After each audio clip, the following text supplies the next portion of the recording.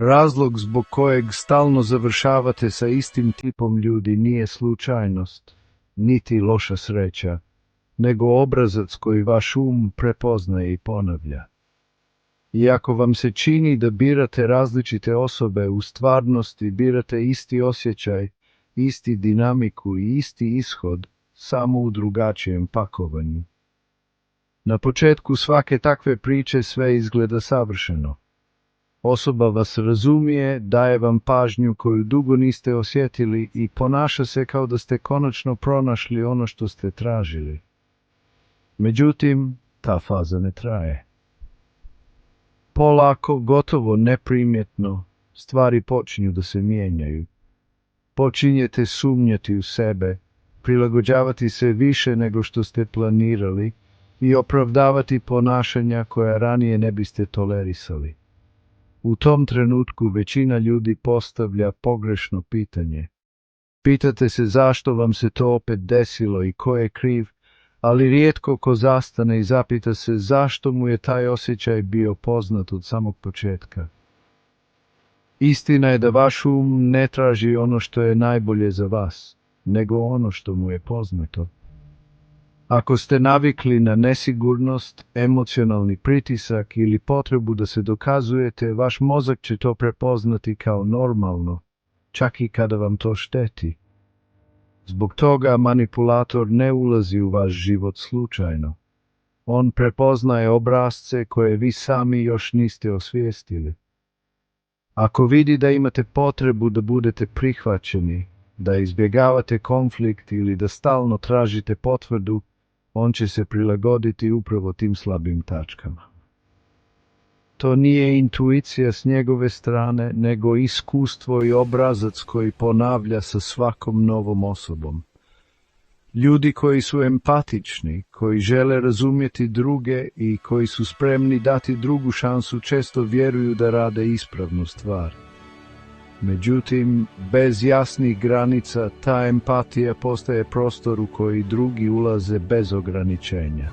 Problem nije u tome što ste dobri, nego u tome što ne znate gdje prestajete vi, a gdje počinje neko drugi. Jedan od najopasnijih obrazaca koji vas drži u takvim odnosima jeste potreba za potvrdom. Ne tražite samo ljubav, nego pokušavate dokazati da ste vrijedni te ljubavi. Zbog toga ostajete duže nego što biste trebali, trpite više nego što je zdravo i opravdavate ponašanja koja vas polako udaljavaju od sebe.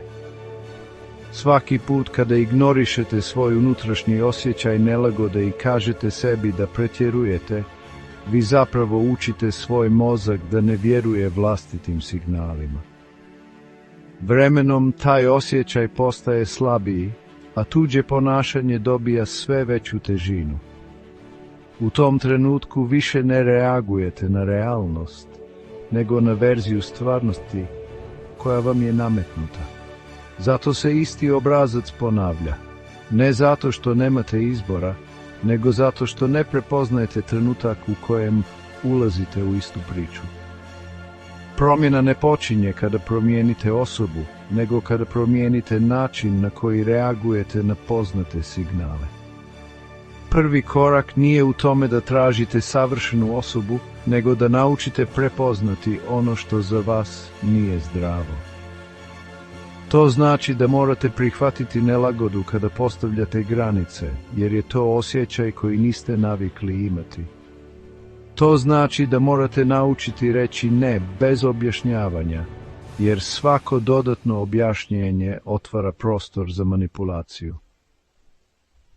Kada prestanete tražiti potvrdu od drugih i počnete vjerovati vlastitim reakcijama, dinamika se mijenja. Ljudi koji su vas prije mogli kontrolisati više nemaju pristup istim slabostima. Ne zato što su oni drugačiji, nego zato što vi više ne reagujete isto. Ako stalno završavate u istim odnosima, to nije znak da nemate sreće, nego da postoji obrazac koji čeka da bude prepoznat. Kada ga jednom jasno vidite, više ga ne možete ignorisati. I upravo u tom trenutku prestaje ponavljanje. I sada dolazi najvažniji trenutak. Sve što ste čuli večeras nema vrijednost, ako ga samo razumijete. Vrijednost počinje tek kada ga primijenite, jer istina je jednostavna. Ako nastavite reagovati isto, završit ćete na istom mjestu, sa istim ljudima, sa istim osjećajem, sa istim pitanjem kako sam opet ovdje. Ali ako večeras donesete jednu odluku, da počnete slušati sebe, da prestanete objašnjavati ono što ne morate, da postavite granice bez straha, tada se sve mijenja, ne zato što su ljudi drugačiji, nego zato što vi više niste isti. Manipulator pobjeđuje samo dok ga ne vidite, a sada ga vidite. Ovo je kanal Treba da znaš, mjesto gdje raste i pobjeđuje laži, manipulacije, intrige i zamke. Pomogli smo mnogima, možemo i tebi. Postani dio tima ovog trena, zaprati kanal, jer razumijevanje je početak, ali kontrola počinje tek kada znate šta radite s tim znanjem.